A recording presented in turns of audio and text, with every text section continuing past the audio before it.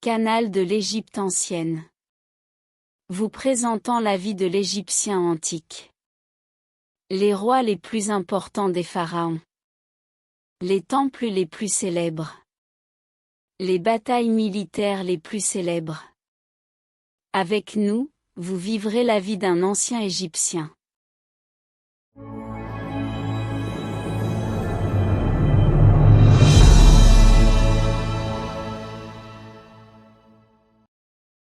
Quatrième dynastie. La quatrième dynastie d'Égypte a régné de 2613 à 2496 avant J.C. et est considérée comme l'âge d'or de l'ancien État et de la civilisation égyptienne dans son ensemble. Cette dynastie a été témoin de la plus grande renaissance architecturale dans la construction complète des pyramides, jusqu'à ce que son époque soit appelée l'ère des bâtisseurs de pyramides. Ces rois ont réussi à améliorer l'économie, le commerce, l'exploitation minière et l'expansion militaire contre les tribus de Libye et de Nubie.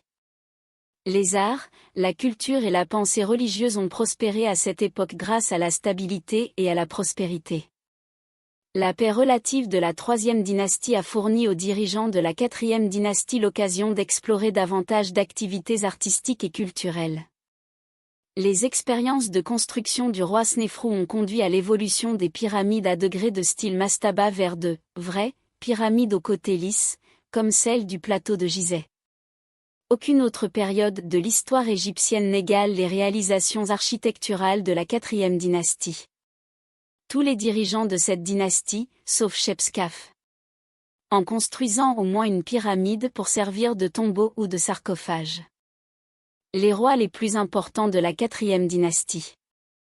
Pyramide de Snéfrou, pyramide de Khéops, pyramide de Khafré, pyramide de Menkaouré, pyramide du Grand Sphinx, tombeau de Shepsiskaf.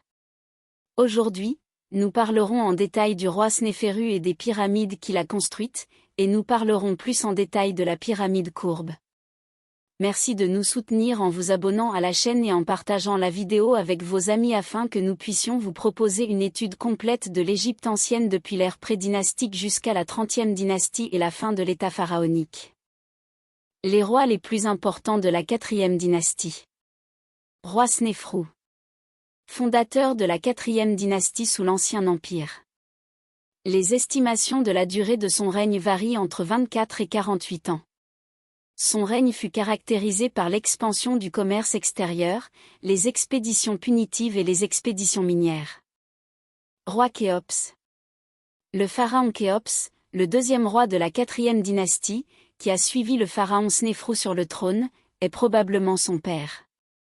Il est prouvé que sa mère était la reine Téfer, dont la tombe se trouve dans les cimetières de Gizeh. On lui attribue la construction de la grande pyramide sur le plateau de Gizeh comme tombeau pour lui, l'une des 7 merveilles du monde antique. Roi Khafré. Il est l'un des plus jeunes fils du pharaon Khéops, qui vécut et devint célèbre au XXVIe siècle avant Jésus-Christ. Il est également le 4e roi de la 4e dynastie qui régna sur l'Égypte entre 2575 et 2465 avant Jésus-Christ, puisqu'il succéda à son le demi-frère Djedefre à Alakam a construit la pyramide du milieu et a construit le Sphinx. Roi Menkaouré. Le 5e pharaon de la 4e dynastie est le fils du roi Khafré, et son nom signifie « a vécu longtemps avec le pouvoir de Ra », il a épousé la princesse Khéméernepti, la seconde. Le papyrus de Turin dit qu'il a régné pendant 18 ans, ce qui est plus exact car ses statues ne sont pas complètes. Il a construit la 3e plus grande pyramide de Gizeh, et il a construit sa pyramide à côté des 2 pyramides de son père et de son grand-père, et la hauteur de sa pyramide était de 66 mètres, et son aire de liberté était plus grande que l'aire de son père et de son grand-père. Roi Shepseskaf. Roi d'Égypte pendant 4 ans de 2500 à 2496 avant J.C., de la 4e dynastie, il se fit construire un tombeau dans le sud de Saqqara en forme de mastaba surmonté d'un sarcophage, connu sous le nom de mastaba du pharaon. Fils du roi de Kahora, et chez nous son nom est, dont l'âme est noble, et les scientifiques croient qu'il était le dernier pharaon de la 4e dynastie. Roi Snéfrou. Selon l'histoire de Manéthon, Snéfrou a régné pendant 26 ans, et le papyrus de Turin mentionne 24 ans. Il a régné environ 2613 avant J.C. jusqu'en 2589 avant JC. Nous savons beaucoup de choses sur l'actualité de Snéfrou grâce à la pierre de Palerme située en Italie, qui est l'une des sources les plus importantes de l'histoire de l'Égypte pharaonique, notamment qu'il a construit un grand nombre de palais et de temples. Son ouverture sur le monde extérieur et l'établissement de relations commerciales avec ses voisins. Snéfrou envoya une immense flotte en Phénicie, Liban, pour importer du bois de cèdre rare car il n'y a pas de bon bois en Égypte adapté aux grands travaux de construction comme les pyramides. La pierre de Palerme mentionne que sous le règne du roi Snéfrou, de nombreux grands navires et navires royaux furent construits à partir de bois importés, et que Sa Majesté entreprit une campagne en Nubie, qui ramena 7000 hommes et femmes captifs et 20 000 troupeaux de bétail. Des moutons et des chèvres pour nourrir ces puissantes bandes. Celui-ci travaillait dans la construction, et il a amené 40 navires chargés de l'unique bois de cèdre du Liban, dont les restes ont été trouvés à l'intérieur des pyramides du roi Sénéfru dans la région de Dachur. Les monuments les plus importants du roi Sénéfru. Construire des pyramides dans la région de Dachur dans le gouvernorat de Gizeh, dans la région de Médom dans le gouvernorat de Beni Souef et dans la région de Silla dans le gouvernorat de Fayoum. Il est considéré comme le seul roi à avoir construit 3 pyramides parmi les rois pharaoniques d'Égypte, et durant son règne de nouvelles innovations furent introduites dans la construction et la conception des pyramides égyptiennes.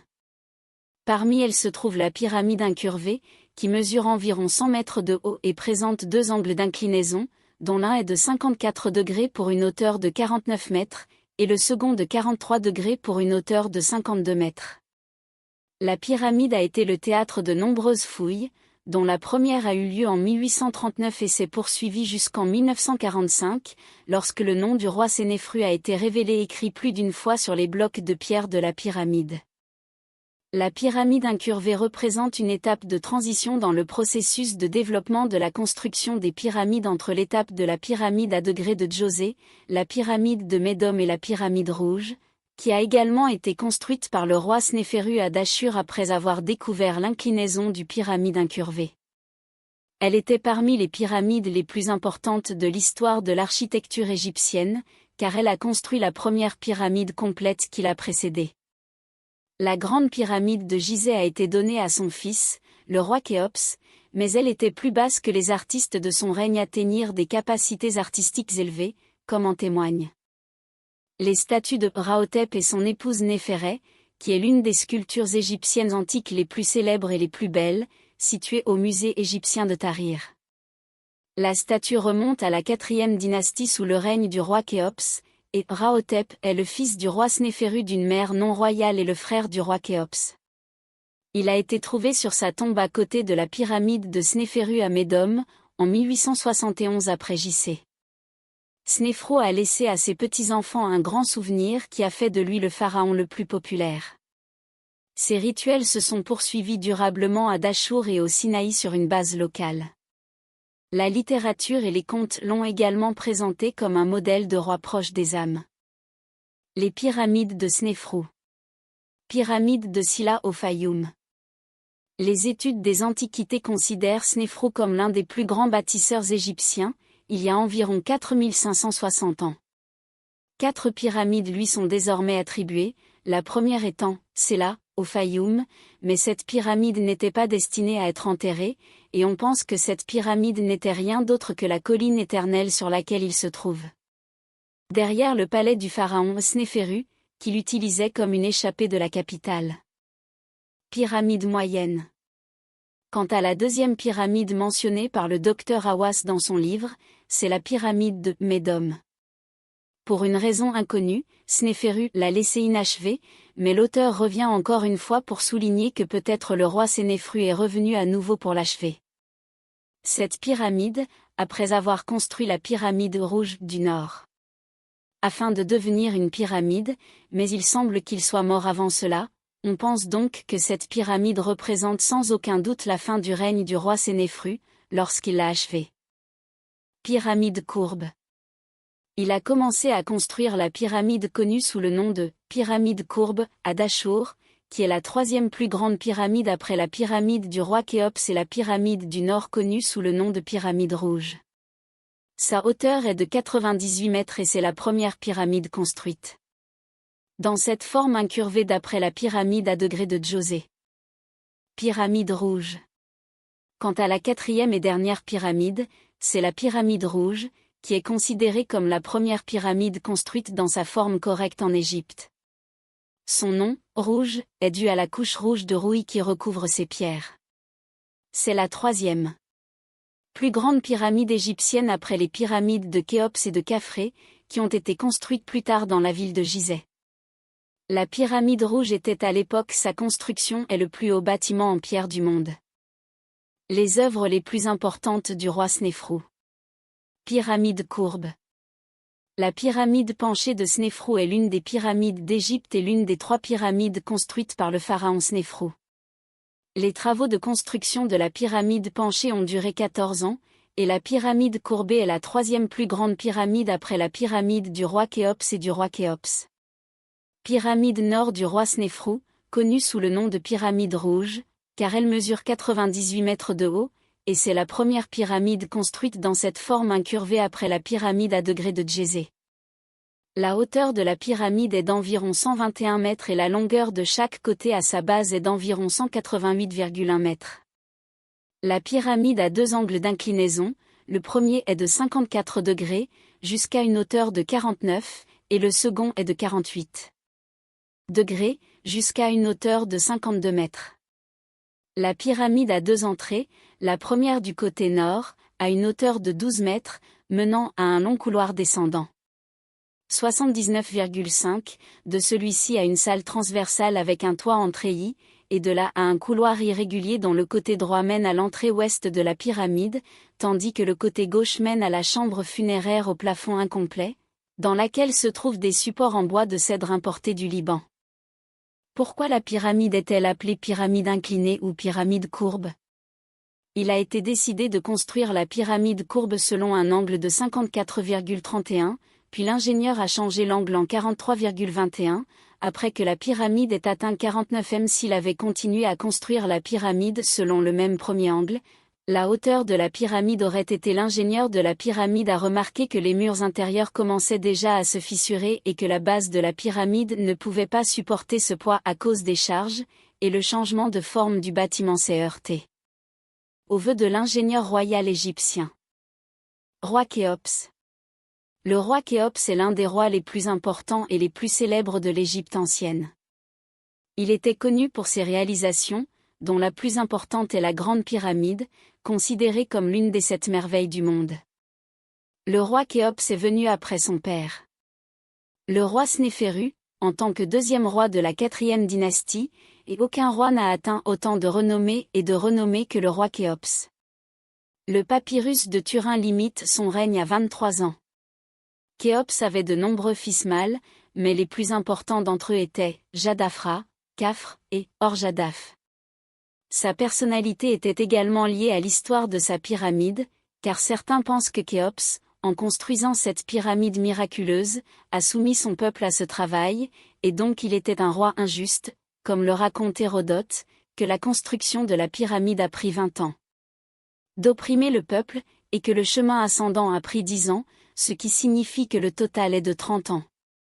Mais la vérité est que les travaux sur la pyramide ont été effectués par environ 100 000 ouvriers par an pendant 30 ans, et ils n'ont travaillé que pendant les 4 mois du déluge, l'agriculture étant le principal métier de l'Égypte ancienne, et ainsi, il a fourni à son peuple la possibilité de travailler lorsqu'il n'y avait pas de travail, et en conséquence, le roi Khéops est le premier roi à assurer son peuple contre le chômage. Les papyrus indiquaient également un fait important, à savoir que les ouvriers qui ont participé à la construction de la pyramide l'ont fait volontairement. Alors que, selon la croyance égyptienne antique, le roi était la personne qui garantirait après la mort le sort de ses sujets dans l'au-delà, et il devait plaire aux sujets du roi de diverses manières afin qu'ils reçoivent sa compagnie dans l'au-delà. L'au-delà, et donc il ne devrait pas moins participer à la construction d'une pyramide pour lui. L'une des œuvres les plus importantes du roi Khéops a été la construction de la Grande Pyramide de Gizeh, considérée comme l'une des 7 merveilles du monde. Bateau solaire. Le navire de Khéops, un ancien bateau de pharaon égyptien enterré à l'intérieur de sa pyramide funéraire.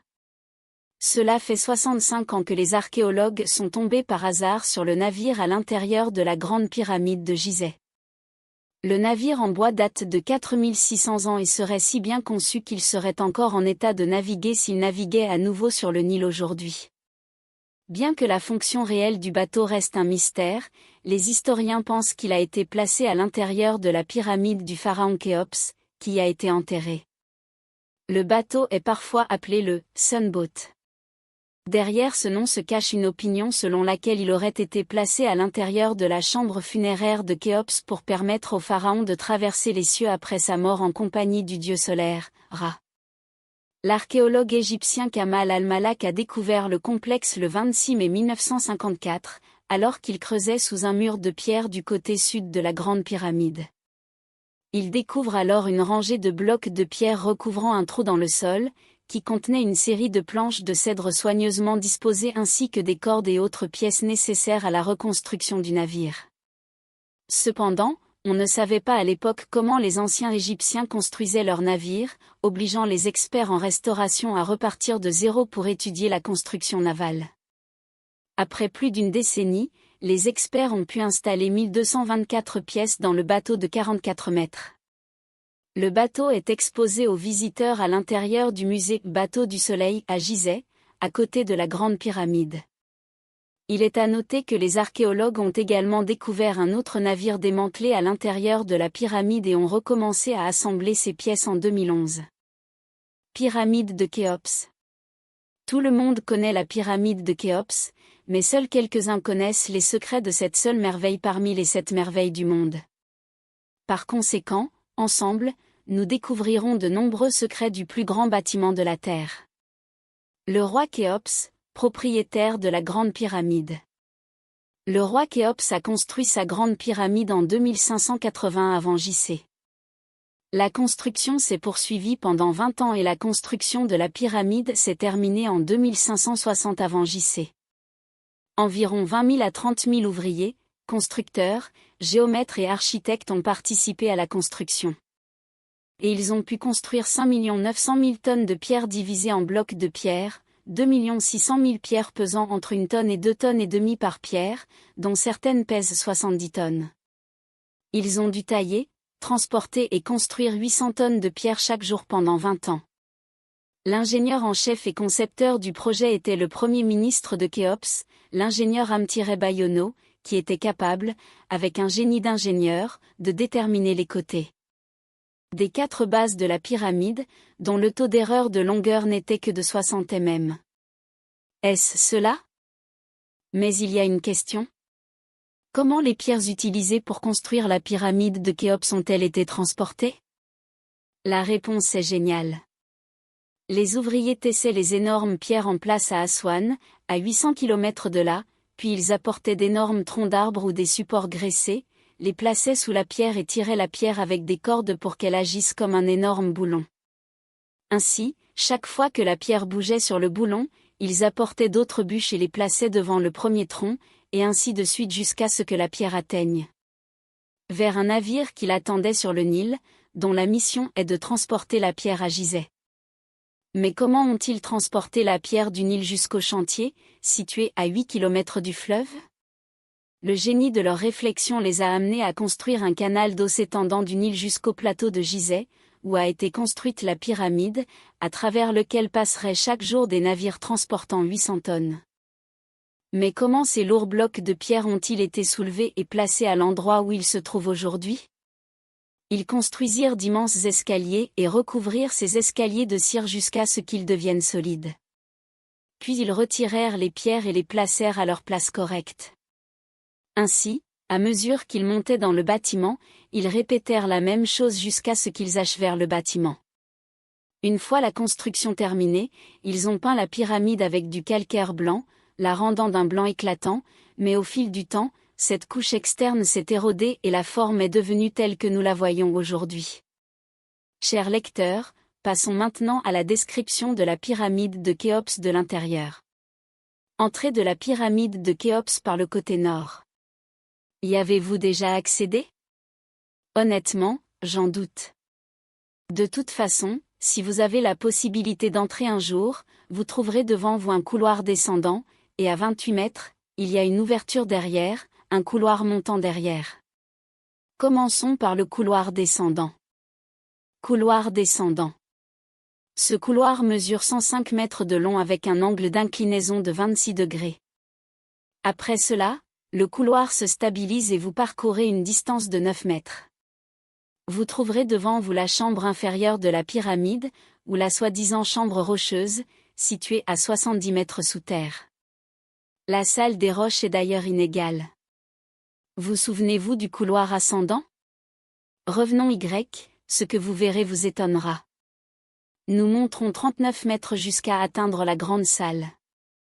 Le grand foyer est situé parallèlement au couloir ascendant et fait 2 fois la largeur du couloir, mais sa hauteur est énorme, puisque sa hauteur est estimée à environ 8 mètres et demi et sa longueur est de 46 mètres. Je vais vous révéler un secret qu'ils ont découvert récemment. Ils ont découvert une énorme cavité juste au-dessus de cette salle, de taille similaire à celle-ci, et elle est complètement différente des salles de perte de poids en termes de superficie. Les soupçons circulent selon lesquels cette cavité pourrait être la chambre funéraire dans laquelle se trouve Khéops et la chambre du roi qui contient le cercueil royal. Ce n'est qu'une astuce pour détourner les yeux des voleurs de cette pièce. Mais ils n'ont pas encore découvert le moyen d'entrer dans cette cavité, et même dans un avenir proche, ils ne pourront pas le faire. La chambre du roi Khéops. Ce cercueil en pierre est la seule chose qui reste des trésors de Khéops après que tous les trésors aient été pillés par des voleurs. Il y a 2 petites ouvertures sur les côtés nord et sud qui mènent à 2 petits tunnels dont l'extrémité se trouve au sommet de la pyramide, l'un surplombant une étoile ou une constellation du sud et l'autre surplombant une étoile ou une constellation du nord. Certains chercheurs pensent que cela a quelque chose à voir avec les anciennes croyances égyptiennes. Revenez dans le couloir ascendant, nous verrons quelque chose de nouveau, nous voici au début du couloir ascendant. Voyez-vous ce couloir horizontal? C'est un couloir qui nous mène directement à la chambre de la reine, située exactement au milieu entre les côtés nord et sud. D'ailleurs, la reine n'a jamais été enterrée ici. La chambre de la reine est une cavité avec un couloir sans issue derrière, personne n'en sait plus. Nous avons terminé le voyage à la pyramide du roi Khéops et je vous attends pour un autre voyage. Avec votre soutien, nous continuerons notre voyage dans le monde de l'Égypte ancienne, et dans la prochaine vidéo, nous continuerons notre voyage vers le reste des rois de l'Ancien Empire et nous en apprenons davantage sur leur personnalité et leurs actes les plus importants. N'oubliez pas de vous abonner à la chaîne et de partager les vidéos avec vos amis. Merci de nous avoir suivis.